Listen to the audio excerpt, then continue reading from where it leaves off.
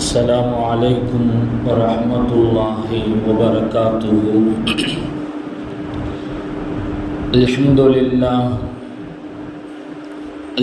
لله رب العالمين، والصلاة والسلام على أشرف الأنبياء والمرسلين وعلى آله وأصحابه وأتباعه إلى يوم الدين. فقد قال الله تبارك وتعالى في القرآن العظيم والفرقان المجيد بعد أعوذ بالله من الشيطان الرجيم بفضل بسم الله الرحمن الرحيم. قل يا عبادي الذين أسرفوا على أنفسهم لا تقنطوا من رحمة الله إن الله يغفر الذنوب جميعا إنه هو الغفور الرحيم. صدق الله العلي العظيم. وقال نبينا محمد رسول الله صلى الله عليه وسلم: ارحموا من في الأرض يرحمكم من في السماء. صدق رسوله النبي الكريم ونحن على ذلك من الشاهدين والشاكرين والحمد لله رب العالمين. சர்வ புகழும் ஏகவல்லோன் அல்லாஹ் ஒருவனுக்கே உரித்தாவதாக. ஈருலகத் தலைவர் எம்பெருமானார் முஹம்மதுர் ரசூலுல்லாஹி ஸல்லல்லாஹு அலைஹி வஸல்லம் அன்னவர்கள் மீது, அன்னவர்களின் வழிவாழ்ந்த உத்தம சத்திய சஹாபாக்கள், தாபிஈன்கள், தபஉ தாபிஈன்கள், நாதாக்கள், சுஹதாக்கள், நல்லவர்கள், குறிப்பாக நம்மவர்கள் மீதும் நம்மை நேசிக்கின்றவர்கள் மீதும் நாம் நேசிக்கின்றவர்கள் மீதும் அல்லாஹுவின் வற்றா கருணை என்றென்றும் குன்றாமல் நின்று நிலவட்டுமாகுக. ஆமீன் ஆமீன் யா ரப்பல் ஆலமீன். சங்கைக்கும் இறை பொருத்தத்திற்கும் உரித்தான அல்லாஹுவின் நல்லடியார்களே, அருமை முஃமினீன்களே, அல்லாஹு ஜல்ல ஷானுஹு வ தஆலாவின் பேரருள் பெரும் கிருபை, அவனது அன்பையும் நேசத்தையும் நாடியவர்களாக அவனது இல்லத்தில் நம்மையெல்லாம் ஒன்று கூட செய்திருக்கிறான். அல்ஹம்துலில்லாஹ். இந்த உலகத்தில் நம்மை உறவுகளாக நட்புகளாக ஒன்று சேர்த்த ரப்புல் ஆலமீன் அல்லாஹு தஆலா நாளை உயரிய சுவனபதியில் உத்தம நபி ஸல்லல்லாஹு அலைஹி வஸல்லம் அவர்களோடு நம்மை, நம் பெற்றோர், உற்றார் உறவுகள், மனைவி மக்கள், சந்ததிகள் அனைவரையும் அல்லாஹ் ஒன்று சேர்த்து நல்லருள் பாலிப்பானாக என்ற நல்ல துஆவோடு என் வார்த்தைகளை தொடருகிறேன். அன்பிற்கினியவர்களே, பொதுவாகவே மனிதன் பாசத்திற்கு கட்டுப்பட்டவனாக இருக்கிறான், பாசத்திற்கு ஏங்கக்கூடியவனாக இருக்கிறான். மனிதனுடைய சுபாவம் என்பது தான் அடுத்தவர்களிடத்திலே அன்பாக பாசமாக நடந்து கொள்ள வேண்டும் என்று நினைப்பதும், மற்றவர்கள் தன் மீது பாசத்தோடு இருக்க வேண்டும் என்று ஏங்குவதும் மனிதனுடைய சுபாவமாக இருக்கிறது. இது பரவலாக பொதுவான விஷயமாகவே இதை நாம் பார்க்க முடியும். ஒரு தாய், தந்தை தன்னுடைய பிள்ளை தன் மீது பாசமாக பிரியமாக இருக்க வேண்டும் என்று ஏங்குவார்கள். பிள்ளைகள் தன்னுடைய அத்தாவும் அம்மாவும் தம் மேல பாசமா இருக்கணும், பிரியமா இருக்கணும்னு ஏங்குவாங்க. இது யதார்த்தமானது. பொதுவா ஒரு வீட்டில் 2 பிள்ளை இருக்கிறாங்க. 2 பிள்ளைகளில் யாராவது ஏதாவது ஒரு பிள்ளை மேல மட்டும் அத்தாவும் அம்மாவும் பாசம் வச்சாங்க, பிரியமா இருந்தாங்க அப்படின்னு சொன்னா இன்னொரு பிள்ளை ஏங்கி போகும்னு சொல்லுவாங்க. ஒரு பிள்ளைய மட்டும் கவனிக்கிறது, ஒரு பிள்ளை மேல மட்டும் அன்பா இருக்கிறது, அப்ப இன்னொரு பிள்ளை அத்தாக்கு என் மேல பாசம் இல்லை, அம்மாக்கு என் மேல பிரியம் இல்லையே அப்படின்னு ஏங்கிடுவாங்க. இப்ப பிள்ளைகளுக்கு பெற்றோர் தன் மீது பாசமாக அன்பாக இருக்க வேண்டும் என்ற ஏக்கம், அதே ஏக்கம் பெற்றோருக்கும் உண்டு. என் பிள்ளை என் மேல பிரியமா இருக்கணும், என் பிள்ளை என் மேல பாசமா இருக்கணும், அன்பா இருக்கணும் நினைக்கிறோமா இல்லையா? குழந்தை பிறந்து அந்த குழந்தை பேச ஆரம்பித்த உடனேயே, இப்பதான் பேச்சு வருது, பேச ஆரம்பிக்கும் போது மார்க்கம் என்ன சொல்லுகிறது? அல்லாஹுடைய பெயரை நீங்கள் பிள்ளைக்கு சொல்லிக் கொடுங்கள். பிள்ளை பேச ஆரம்பிக்குது அப்படின்னு சொன்னா நாம என்ன செய்யணும்? அல்லாஹுடைய பெயரை பிள்ளைக்கு கத்துக் கொடுக்கணும். நபி ஸல்லல்லாஹு அலைஹி வஸல்லம் அவங்களுடைய பெயரை பிள்ளைக்கு கத்துக் கொடுக்கணும். இதுவெல்லாம் மிக விரும்பத்தக்க செயலாக இருக்கிறது. பிள்ளை பேச ஆரம்பிக்கும் போதே அல்லாஹ் என்ற அந்த திருநாமத்தை பிள்ளையினுடைய வாயிலே வர வைக்க வேண்டும். ஆனால் இதற்கெல்லாம் முன்பதாக நாம என்ன செய்வோம்? எல்லார் வீட்டிலையும் நடக்கக்கூடிய நிகழ்வு, எந்த வீட்டிலையும் இது நடக்காம இருந்திருக்காது. பிள்ளை பேச ஆரம்பிச்ச உடனேயே நாம பிள்ளைகிட்ட கேட்கிறது, நீ அம்மா பிள்ளையா அத்தா பிள்ளையா? நீ அம்மா பிள்ளையா? நீ அம்மா செல்லமா அத்தா செல்லமா? நீ யார் செல்லம்? அந்த பிள்ளை சொல்லும். பொதுவா பிள்ளைகளுக்கு அத்தாவின் மீது கொஞ்சம் பாசம், அதுவும் பெண் குழந்தைகளாக இருந்தால் அத்தா மேல கொஞ்சம் பிரியமா இருப்பாங்க. கேட்கிறப்ப எல்லாம் நீ யாரு பிள்ளை யாரு பிள்ளை அப்படின்னு சொன்னா அத்தா பிள்ளை அத்தா பிள்ளை. அந்த அம்மாவுக்கு கொஞ்சம் வருத்தம் ஆயிடும். அத்தா வெளியில வேலைக்கு போயிடுவாங்க, பகல் எல்லாம் வீட்டில் இருக்க மாட்டாங்க, பகல் ஃபுல்லா ட்ரைனிங் நடக்கும். கேட்டா அம்மா பிள்ளைன்னு சொல்லணும், கேட்கும் போது அம்மா பிள்ளைன்னு சொல்லணும். ட்ரைனிங் நடக்கும். சாயங்காலம் வேலையெல்லாம் முடிச்சு வீட்டுக்கு வந்த உடனேயே இப்ப கேட்டு பாருங்க, இப்ப கேட்டு பாருங்களேன், நீ யாரு பிள்ளைமா அப்படின்னு கேட்டா மறுபடியும் சொல்லி கொடுத்தா மாதிரியே அத்தா பிள்ளை. அன்னைக்கு நாள் ஃபுல்லா வேஸ்டா போச்சு. அது அம்மா உன்னெல்லாம் நான் பெத்ததுக்கு இதெல்லாம் நான் கேட்கணும் தான். இப்போ பிள்ளைகள் தன் மீது பிரியமாக இருக்கணும், பாசமாக இருக்கணுங்கிற ஆசை, ஏக்கம் பெற்றோருக்கும் உண்டு. இப்போ நம்மீது எல்லோருமே பிரியமாக இருக்க வேண்டும், பாசமாக இருக்க வேண்டும் என்று நாம் ஆசைப்படுகிறோம். அது மனிதனினுடைய இயல்பு குணம், அது மனிதனினுடைய சுபாவம். ஆனால் இதையெல்லாம் தாண்டி என் அம்மா என் மீது பிரியமாக இருக்க வேண்டும், என் அத்தா என் மேல பாசமா இருக்கணும், என் பிள்ளைங்க என் மேல அன்பாக இருக்க வேண்டும் என்று நாம் ஆசைப்படுகிறோமே, இதற்கெல்லாம் மேலாக நாம் ஒன்றை ஆசைப்பட வேண்டும். அதை நாம் ஆசைப்படுகிறோமா என்று நாம் சிந்தித்து பார்க்க கடமைப்பட்டிருக்கிறோம். என் ரப்பு, என்னை படைத்தவன் என் மீது பாசமாக இருக்க வேண்டும். என் ரப்புடைய பாசம் எனக்கு வேணும். என் அல்லாஹ் என் மேல பிரியமா இருக்கணும். என் ரப்பினுடைய அன்பு எனக்கு வேண்டும் என்கிற ஏக்கம் நமக்கு இருக்க வேண்டும். அந்த ஏக்கம் நம்மிடத்தில் இருக்கிறதா? அம்மாவின் மீதும் அத்தாவின் மீதும் கொள்ளக்கூடிய அந்த ஏக்கம், நம்முடைய பிள்ளைகளின் மீது கொள்ளக்கூடிய அந்த ஏக்கம், நம்மை படைத்த ரப்பினுடைய பிரியத்தின் மீது நாம் ஏக்கம் கொள்கிறோமா என்பதை நாம் பார்க்க வேண்டும். நம்முடைய அத்தா, நம்முடைய அம்மா நம் மீது அதிகம் அன்பு கொண்டவர்களா, அல்லது நம்மை படைத்த ரப்பு, நம்மை படைத்த அல்லாஹ் நம் மீது அதிகம் பேரன்பு கொண்டவனா என்பதை நாம் சிந்திக்க கடமைப்பட்டவர்களாக இருக்கிறோம். யாருடைய அன்பு மேலானது? யாருடைய அன்பு, யாருடைய பாசம் பெரிதானது? ரசூலுல்லாஹி ஸல்லல்லாஹு அலைஹி வஸல்லம் அவர்கள் ஒரு பயணத்திலே இருக்கிறார்கள். பயணத்திலே இருக்கிற போது ஒரு சஹாபி ஒரு பறவையை பிடிச்சிட்டு வந்துடுறாங்க. ஒரு குருவி குஞ்சை அவர்கள் பிடிச்சிட்டு வந்துடுறாங்க.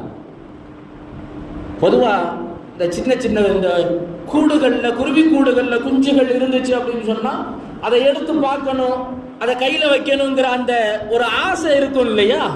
அந்த ஆசையின் மேலிட்டால் அந்த சஹாபி அந்த குருவி கூட்டிலிருந்து அதுல இருந்த குஞ்சை எடுத்துட்டு வந்தாங்க.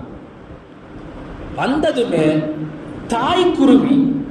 தாய்க்குருவியும் எந்த விதமான அழைப்பும் இல்லாமல் அந்த குருவியை பிடிக்கணும்னு ஒரு முயற்சி பண்ணல, வலை விரிக்கல, துணி விரிக்கல, எதுவுமே செய்யல. ஆனால் தன்னுடைய குச்சியை, தன்னுடைய குட்டியை பிடிச்சிட்டு போயிட்டானே, அப்படி பிடிச்சிட்டாங்களே அப்படிங்கிறதுக்காக அது தானாக வந்து அவங்க மேல உட்காருது. போனா ஆபத்து, பிடிச்சிருவாங்க, ஏதாவது நம்ம உயிருக்கு ஆபத்து, பயம். அந்த பறவைகளுக்கு அது ஐந்தறிவு ஜீவனாக இருந்தாலும் கூட பயமும் பதட்டமும் இருக்கும். அதனாலதான் நம்ம கிட்ட போனாலே விரண்டு ஓடிடும். பறவைகளை பிடிக்க முடியுமா? பறவைகளின் பக்கம் நெருங்க முடியுமா? கிட்ட போன வர்றோன்னு தெரிஞ்சா பறந்துடும். ஆனால் தன்னுடைய குஞ்சை அவர்கள் பிடித்து வந்து விட்டார்கள் என்கிற ஒரே காரணத்தினால் தனக்கு என்ன ஆனாலும் பரவாயில்ல அப்படின்னு சொல்லிட்டு அந்த சஹாபியிடத்துல வந்துச்சு. ரசூலுல்லாஹி ஸல்லல்லாஹு அலைஹி வஸல்லம் அவர்கள் இதை பார்த்து ஆச்சரியப்பட்டு சொன்னார்கள், இந்த பறவையை பாருங்களேன், இந்த பறவையை பாருங்களேன், அதுக்கு எவ்வளவு துணிச்சல் இருக்கும். வந்தா பிடிச்சிருவாங்க, தனக்கு ஏதாவது ஆயிடும் அப்படின்னு அதுக்கு நல்லா தெரியும். தெரிஞ்சும் தானே வந்து வலையில சிக்குத. எதற்காக? தன்னுடைய குஞ்சின் மீது, பிள்ளையின் மீது உள்ள பாசம், அன்பு. எனக்கு என்ன ஆனாலும் பரவாயில்ல, என் பிள்ளையை நான் பார்க்கணும். எனக்கு என்ன ஆனாலும் பரவாயில்ல, என் பிள்ளைகிட்ட நான் இருக்கணும். அந்த அன்பு அந்த பறவைக்கு இருக்கிறது. இதை பார்த்து எனக்கு எவ்வளவு ஆச்சரியமாக இருக்கிறது தெரியுமா? கேட்டுவிட்டு சொல்லிவிட்டு நபி அவர்கள் சொன்னார்கள், இந்த தாய்க்குருவி, இந்த தாய்க்குருவி தன்னுடைய குஞ்சின் மீது இவ்வளவு உயிரை விட அதிகமாக தன்னுடைய பிள்ளையை நேசிக்கிறது. இதைவிட பன்மடங்கு நம்முடைய ரப்பு நம்மின் மீது பிரியம் வைத்திருக்கிறான் என்றார்கள் ரசூலுல்லாஹி ஸல்லல்லாஹு அலைஹி வஸல்லம். ஒரு தாய் தன்னுடைய பிள்ளையின் மீது வைத்திருக்கக்கூடிய பிரியத்தை விட, அன்பை விட, ரசூலுல்லாஹி தன்னுடைய பெற்றோர், தாய் தன் மீது வைத்திருக்கக்கூடிய, அல்லாஹ் வைத்திருக்கக்கூடிய அன்பு என்பது மகத்தானது. பெற்றோரினுடைய பாசத்தை விட, அத்தாவினுடைய அன்பை விட, அம்மாவினுடைய அன்பை விட அல்லாஹ் நம் மீது கொண்டிருக்கக்கூடிய பிரியம் இருக்கிறதே, அன்பு இருக்கிறதே, அது மகத்தானது என்றார்கள் ரசூலுல்லாஹி ஸல்லல்லாஹு அலைஹி வஸல்லம். இன்னைக்கு நம்ம பிள்ளைகளுக்கு ஏதாவது ஒண்ணுன்னா நாம துடிச்சு போறோம். நமக்கு ஏதாவது ஒன்று என்றால் பிள்ளைகள் துடித்து போகிறார்கள். மனிதர்களிடத்தில் மட்டுமல்ல, ஐந்தறிவு ஜீவராசிகளிடத்திலேயும் இதே பாச பிணைப்பு இருக்கிறது. இதே பாச பிணைப்பு இருக்கிறது. சில நேரங்களில் நாம காணொளிகளிலே நாம் பார்ப்போம். சில நேரங்களிலே மாடுகளை வண்டியிலே ஏற்றி கொண்டு செல்லுகிற போது கூடவே இருந்த மாடு அல்லது தன்னுடைய குட்டியாக இருக்கலாம், கன்றாக இருக்கலாம், அதை வாகனத்தில் ஏற்றிக்கிட்டு போகும்போது அந்த வாகனத்தை பின்தொடர்ந்தே செல்லக்கூடிய, ஓடக்கூடிய மாடுகள், தன்னுடைய குட்டியை பிடித்து கொண்டு செல்லுகிற போது அதை பின்தொடர்ந்து விரட்டி கொண்டே செல்லக்கூடிய நாய்கள், கால்நடைகளாக இருந்தாலும் அந்த பாச உணர்வு என்பது அவைகளுக்கும் உண்டு. ஆனால் ஒரு ஆச்சரியமான செய்தியை நபி ஸல்லல்லாஹு அலைஹி வஸல்லம் அவர்கள் சொல்லுகிறார். ஆச்சரியமான செய்தி. நபி அவங்க சொன்னாங்க, இன்னலில்லாஹி மிஅத ரஹ்மா, அல்லாஹ்விடத்திலே 100 மடங்கு, அல்லாஹ் 100 மடங்கு அன்புடையவன். 100 மடங்கு அன்புடையவன் அல்லாஹ். அந்த 100 மடங்கில் ஒரே ஒரு பங்கைத்தான், ஒரே ஒரு மடங்கு அன்பைத்தான் இந்த உலகத்திற்கு அல்லாஹ் கொடுத்திருக்கிறான். 1 மடங்கு பாசத்தை, அன்பைத்தான் இந்த உலகத்திற்கு அல்லாஹ் இறக்கி வைத்திருக்கிறான். அந்த அன்பை கொண்டுதான் மனிதர்கள் தங்களுக்கு மத்தியிலே அன்போடு இருந்து கொள்கிறார்கள். பெற்றோர்கள் பிள்ளைகளின் மீது அன்பு செலுத்துகிறார்கள், பிள்ளைகள் பெற்றோரின் மீது அன்பு செலுத்துகிறார்கள், கணவன் மனைவியின் மீது, மனைவி கணவனின் மீது, கால்நடைகள் தங்களுடைய குட்டிகளின் மீது. இதுவெல்லாம் அந்த ஒரே ஒரு மடங்கு அன்பை இந்த உலகத்திற்கு அல்லாஹ் இறக்கி தந்தான். அதனுடைய வெளிப்பாடுதான் இதுவெல்லாம். இது மாதிரி 99 மடங்குகள் அதிகமாக அன்பு உடையவன் அல்லாஹ். 100 மடங்கு அல்லாஹ் நம் மீது அன்பு மிக்கவன். நம் தாயினுடைய அன்பு என்பது அதுல 1 மடங்குல கொஞ்சம், 1 மடங்குல கொஞ்சம். அல்லாஹ் ரப்புல் ஆலமீன் அவ்வளவு மகத்தான அன்பு மிக்கவனாக, பாசமுடையவனாக இருக்கிறான் என்பதாக ரசூலுல்லாஹி ஸல்லல்லாஹு அலைஹி வஸல்லம் அவர்கள் சொன்னார். அந்த அன்பிற்காக வேண்டி நாம் ஏங்க வேண்டும். அல்லாஹ்வுடைய அன்பிற்காக வேண்டி நாம் ஏங்க வேண்டும். அல்லாஹ்வுடைய பாசத்திற்காக வேண்டி நாம் ஏங்க வேண்டும். நபி ஸல்லல்லாஹு அலைஹி வஸல்லம் அவர்கள் அந்த பாசத்திற்காக ஏங்கி இருக்கிறார்கள். சஹாபாக்கள் அந்த பாசத்திற்காக வேண்டி ஏங்கி இருக்கிறார்கள். அல்லாஹ் எப்படிப்பட்ட பாசமுடையவன், எவ்வளவு அன்பாளன். நபி ஸல்லல்லாஹு அலைஹி வஸல்லம் அவர்கள் சொல்லுகிறார்கள், நாளைக்கு மறுமையில நன்மைகள் தீமைகள் எல்லாம் கணக்கிடப்பட்டு சோனத்திற்குரியவர்கள் சோனத்திற்கும் நரகத்திற்குரியவர்கள் நரகத்திற்கும் தீர்ப்பளிக்கப்பட்டதற்கு பிறகு கடைசியாக ஒரு மனிதர் வருவார். கடைசியாக அவர்தான் லாஸ்ட், அவருக்கு பிறகு வேற யாரும் இல்லை. கடைசியாக ஒரு மனிதர் வருவார். அவர் கொஞ்ச நேரம் நடந்தும் கொஞ்ச நேரம் தவழ்ந்தும் ரொம்ப நொந்து போய் கொஞ்ச நேரம் நடந்து வருவார், முடியாது. அப்புறம் கொஞ்ச நேரம் அப்படியே ஊர்ந்து கொண்டே வருவார். இப்படியாக மாறி மாறி வந்து கொண்டே இருப்பார். அந்த நரகத்தினுடைய ஜுவாலை அவரின் மீது இடையிலே படும். நரகத்தினுடைய அந்த ஜுவாலை கதிர் அவரின் மீது படுகிற போது அவருடைய மேலெல்லாம் எரியும். அதிலிருந்து கடந்து வந்து விட்டு அந்த நரகத்தை திரும்பி பார்த்து அவர் சொல்லுவாராம், இப்படி ஒரு மோசமான வேதனையிலிருந்து அல்லாஹ் என்னை பாதுகாத்துட்டானே, இவ்வளவு கொடிய வேதனையிலிருந்து அல்லாஹ் என்னை பாதுகாத்துட்டானே, அல்ஹம்துலில்லாஹ், இது மாதிரி எனக்கு ஒரு ராகத்து உலகத்துல நான் பார்த்ததே கிடையாது.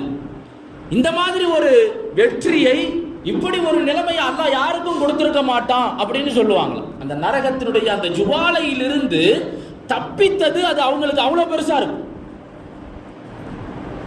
பக்கத்துல ஒரு மரம் அவர்களுக்கு தென்படும்.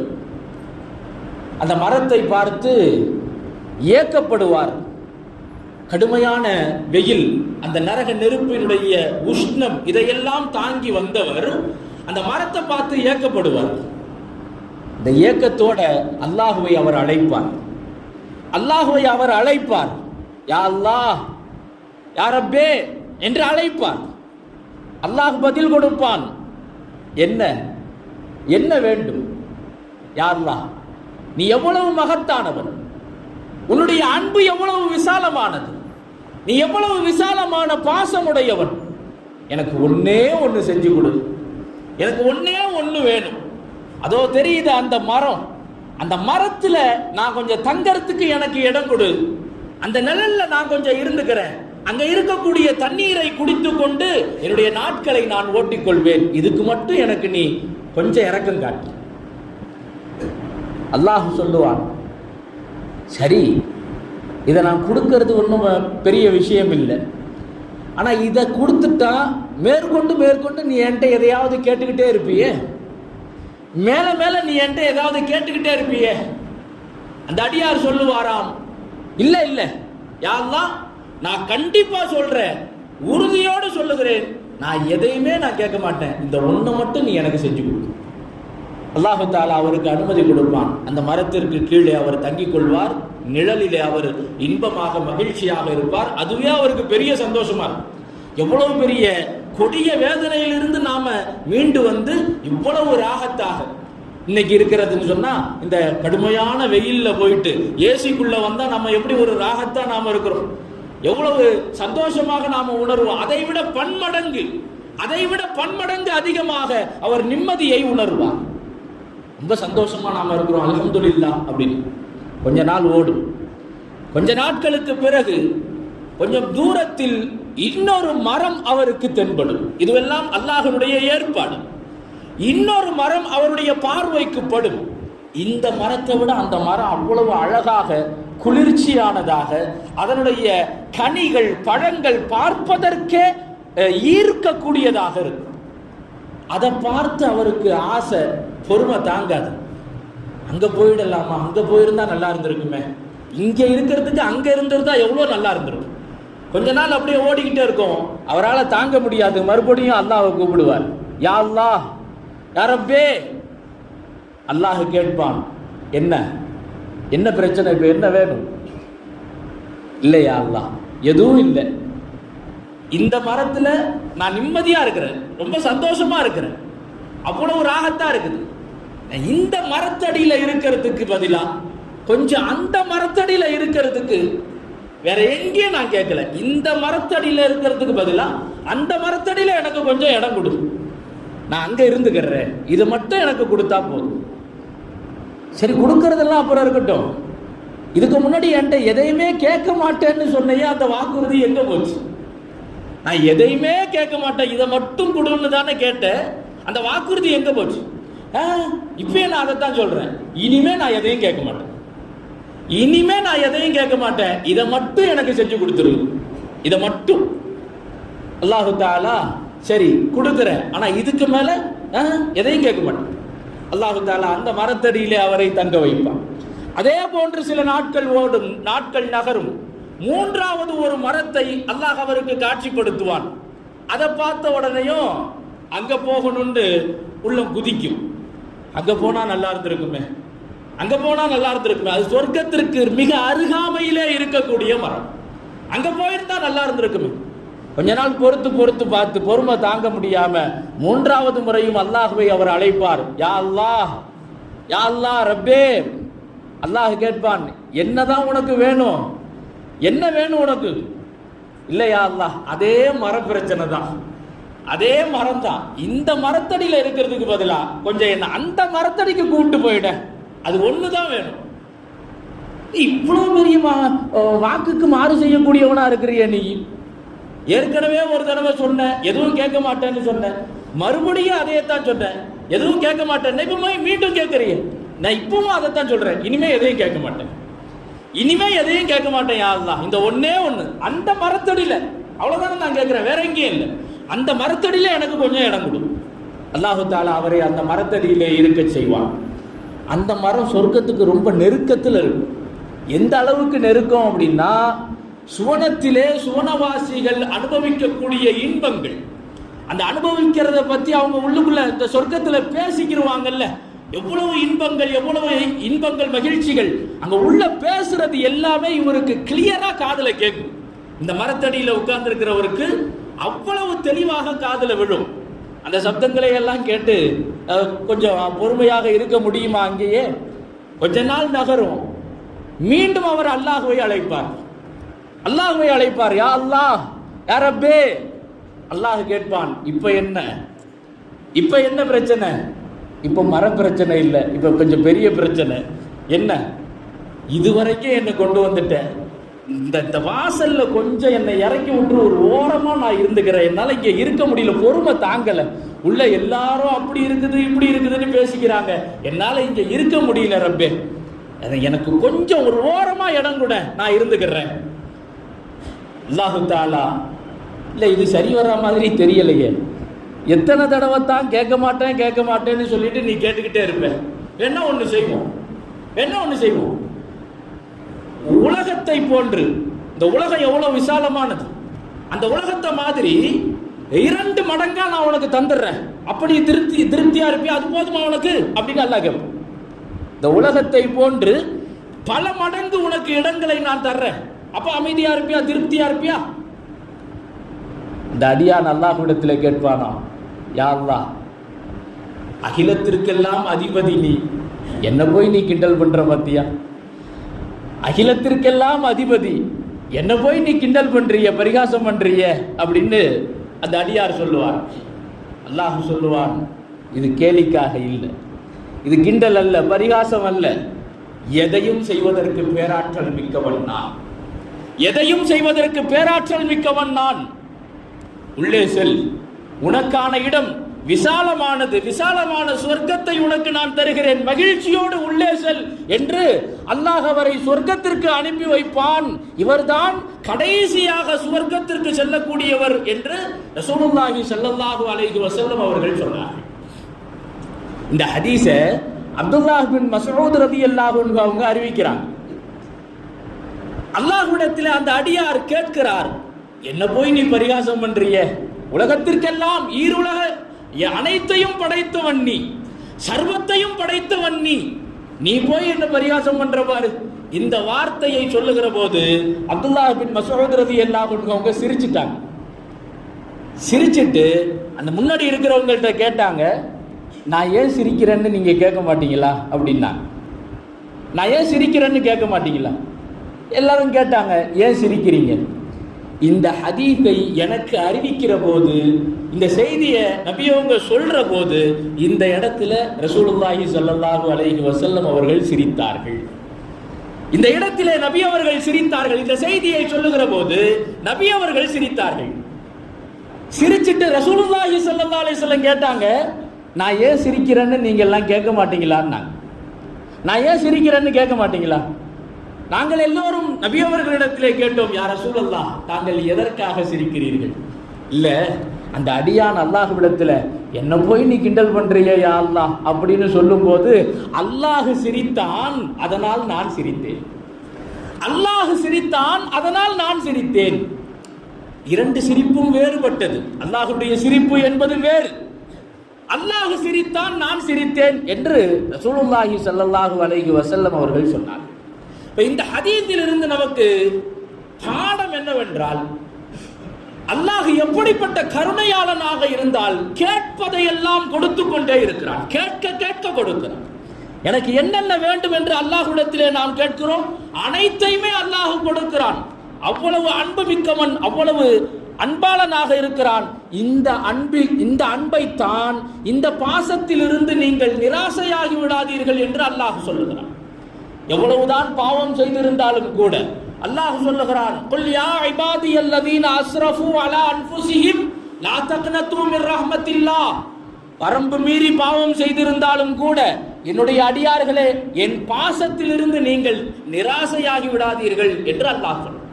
என் பாசத்திலிருந்து நிராசை ஆயிராதீங்க. அல்லாஹ்லாம் என் மேல பாசமா இருப்பானா, அல்லாஹ்லாம் என் மேல அன்பா இருப்பானா அப்படி நினைக்காதீங்க. இந்த என்னுடைய பாசத்திலிருந்து, அன்பிலிருந்து நீங்கள் நிராசையாகிவிட வேண்டாம் என்று அல்லாஹ் அல் குர்ஆனிலே சொல்லுகிறான். அந்த அல்லாஹ்வுடைய அன்பிற்காக வேண்டி நாம் ஏற்க வேண்டும். அல்லாஹ்வுடைய பாசம், அந்த பாசம் நமக்கும் கிடைக்கணுங்கிற அந்த ஏக்கம் நம்மிடத்தில் இருக்க வேண்டும். அந்த பாசம் நமக்கு வேண்டுமேயானால் நாம் செய்ய வேண்டியது என்ன?